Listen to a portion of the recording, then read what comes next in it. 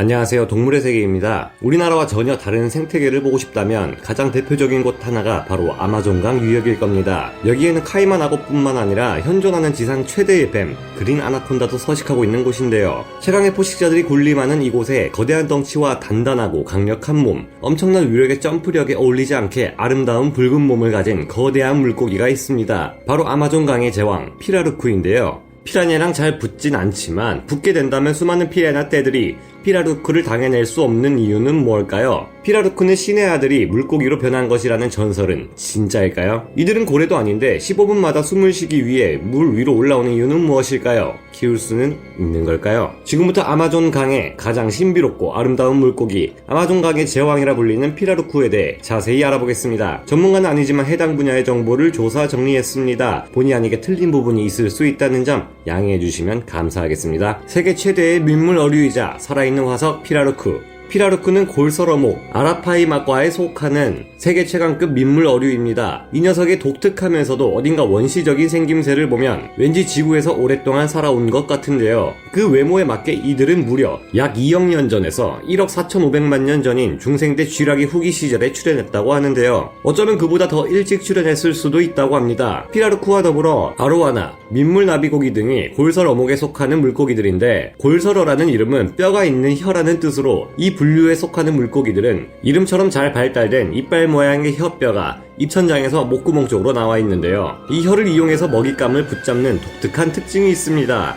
피라루쿠는 알로사우루스나 스테고사우루스 같은 공룡들과 함께 지냈고 그 이후로 많은 세월을 지나 현재 우리와도 함께 살아가고 있는 것이죠. 아마존 현지에는 피라라라는 이름의 붉은 열매가 있고 루쿠라는 말은 현지어로 물고기를 뜻한다고 하는데요. 즉 피라루쿠라는 이름은 붉은 열매 물고기라는 뜻입니다. 그 이름처럼 피라루쿠의 몸을 보면 비늘과 지느러미에 신비한 붉은빛이 돌아 어딘가 위험스러워 보이면서도 아름다워 보이기도 하는데요. 피라루쿠는 기록에 따르면 최대 크기의 경우 무려 5m에 200km의 엄청난 크기를 자랑합니다. 하지만 아쉽게도 지금 현재는 그와 같은 거대한 녀석들을 찾아볼 수가 없습니다. 거칠고 강력한 괴물 물고기 피라루쿠. 이들 피라루쿠는 아마존 현지에서 떠도는 전설에 의하면 신의 아들로 여겨지고 있기도 한데요. 한 아마존 부족 족장의 막강한 아들이었던 피라루쿠가 신의 분노를 받아 번개를 맞게 되었다고 합니다. 하지만 그는 번개를 맞았음에도 살아남았고 그러자 신은 그를 물고기로 만들어버렸다고 하는데요. 그것이 피라루쿠가 되었다는 이야기가 있습니다. 전설에서도 강인한 존재로 묘사되듯이 피라루쿠는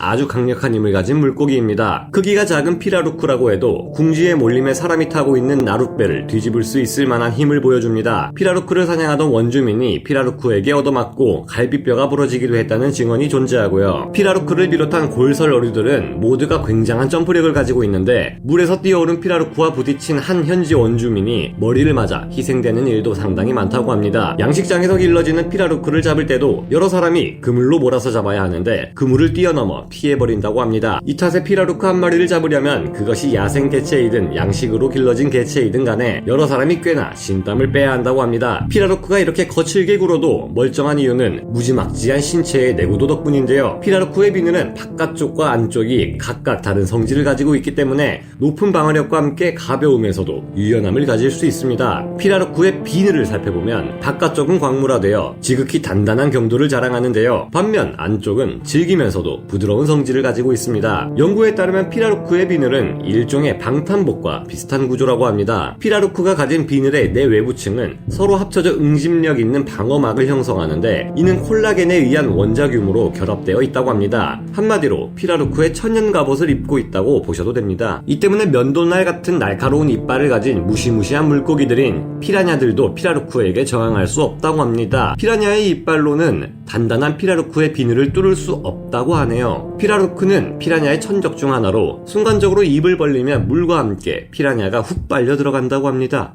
키우기 전에 반드시 보세요. 피라루쿠를 키울 때의 주의점. 강력한 점프력과 굉장한 신체 내구도, 사나운 성격 때문에 이들을 관상용으로 키우는 것도 쉽지 않다고 합니다. 피라루쿠를 키우겠다는 말은 곧 수족관 하나를 운영하겠다는 말과 다름없다고 하는데요. 일단 몸집 자체가 크기 때문에 3m 이하의 작은 어항으로는 어림도 없다고 합니다. 피라루쿠가 어릴 때만 해도 큰 문제는 없지만 문제는 이들이 자라나면서 생기기 시작합니다. 과거 야생의 큰 피라루쿠 같은 개체들은 힘이 장난이 아니라 이런 어마어마한 힘으로 피라루크는 수족관 벽을 그대로 박아버린다고 합니다. 이 정도 힘이면 15mm 강화 유리마저도 일격에 깨져버릴 만큼 그 위력이 대단하다고 하는데요. 키우기 전에 반드시 3m 이상의 아크릴 수조와 키우는데 드는 막대한 비용을 생각해 주셔야 할 것 같습니다. 그리고 어릴 때는 성체가 되었을 때와 달리 떼를 지어다니며 겁도 많고 성격도 유약한 편이어서 관리 시 세심한 주의가 필요하다고 합니다. 한마디로 드라마에 나오는 재벌 2세 같은 집이 아닌 이상 일반 가정에서 관상용으로 키우기는 매우 힘들다고 보시면 됩니다. 또한 이들이 서식하는 환경과 우리나라 기후는 맞지 않는 탓인지 수명이 길지 않다고 하는데요. 이들은 독특하게도 페어처럼 물 밖으로 머리를 내밀어 공기 호흡을 하는데 몸의 크기가 큰 것처럼 불에 또한 어마어마하게 크기 때문에 가능한 일이라고 합니다.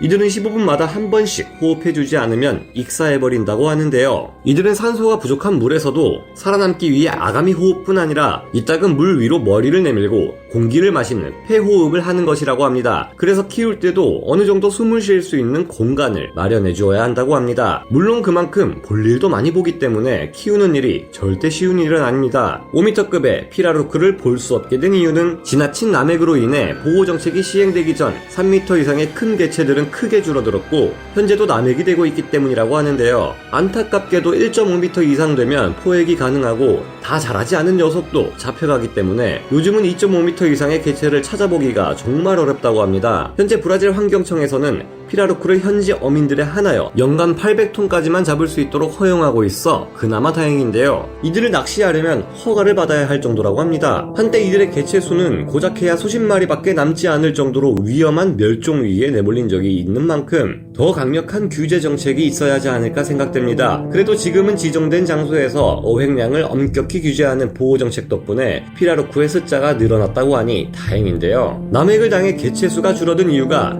이들의 고기는 맛이 좋아 민물대구라고도 불린다는데 또한 과거에 비늘의 크기가 워낙 크고 단단해서 가방 등의 공산품을 만들기에도 좋기 때문이었죠. 거기에 더해 관상용으로도 큰 인기를 끌고 있는 어종이기 때문에 양식을 통해서라도 과거의 거대한 피라루크를 재현해보려는 노력이 시도되고 있다고 합니다. 하지만 아쉽게도 무엇 때문인지 거대하게 자라는 자연산 피라루크와 달리 사료를 아무리 많이 주어도 양식된 피라루크는 그 크기가 일정 한도를 넘어서지 못한다고 하는데요. 사육되어 자라면 더욱 크게 자라나는 호랑이나 사자와는 달리 피라루크가 물고기이기 때문인 것으로 추정되고 있습니다. 사육되는 피라루크들은 매우 넓은 강에서 크는 것이 아니라 상당히 한정된 공간 안에서 키워지기 때문이라는 것인데요. 큰 사람이 되고 싶으면 큰 물에서 놀라는 말이 있죠. 그 말처럼 우리나라의 가물치 또한 현재 미국으로 건너가 괴물 같은 크기로 자라 현지의 생태계를 파괴하고 있습니다. 양식된 피라루크는 좁은 곳에서 여러 개체와 부대껴 살다 보니 몸의 크기가 양식장 크기에 맞게 줄어드는 것으로 보입니다. 비록 지금은 과거의 5m 정도의 큰 피라루크를 볼 수 없지만 예전보다 개체 수가 많이 줄어든 만큼 잘 공존하여 멸종하는 일이 없도록 세심한 배려가 필요해 보입니다. 오늘 동물의 세계 여기서 마치고요. 다음 시간에 다시 돌아오겠습니다. 감사합니다.